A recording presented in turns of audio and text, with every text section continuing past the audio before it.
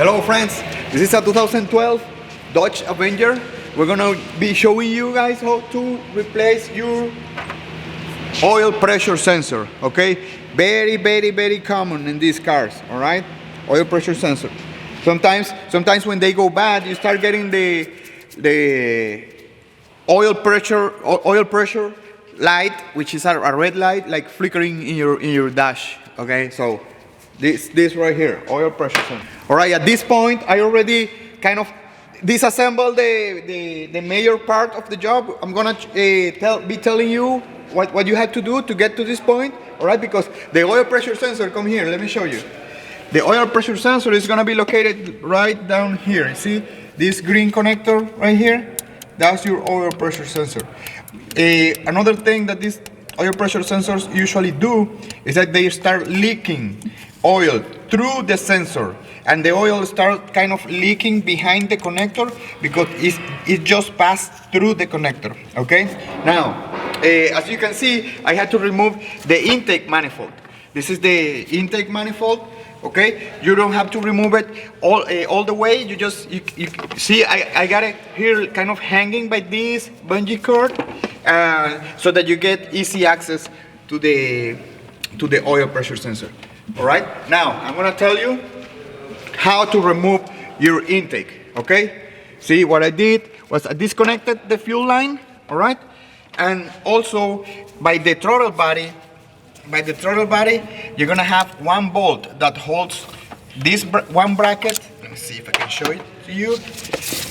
There is a bracket right here that's gonna be bolted to the engine block right there, okay?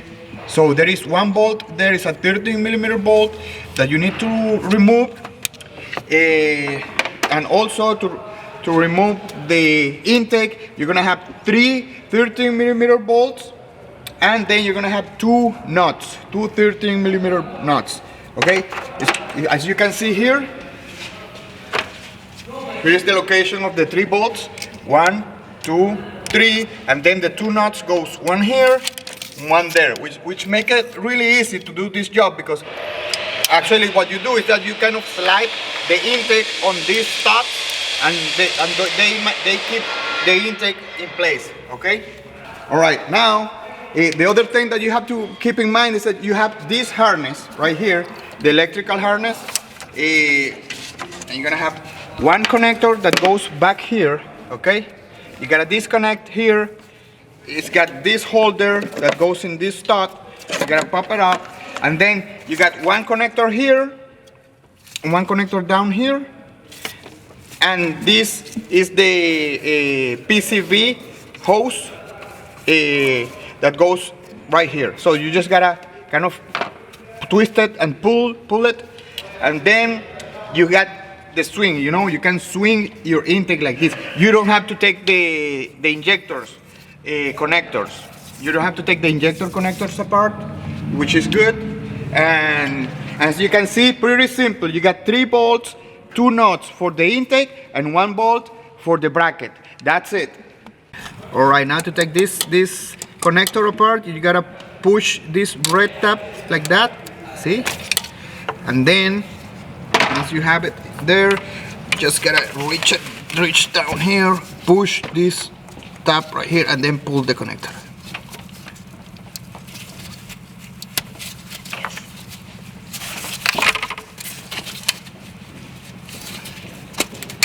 All right, there you go.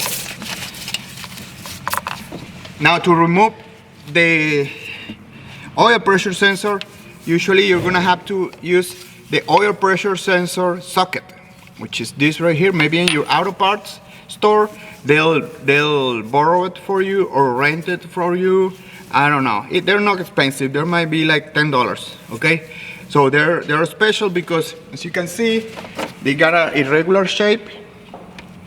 So, and they just kind of slide perfect into the sensor.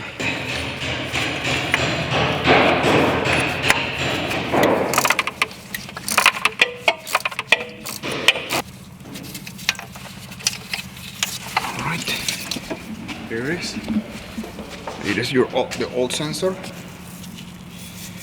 Okay, they usually leak oil through here, and then the oil starts coming right behind the connector.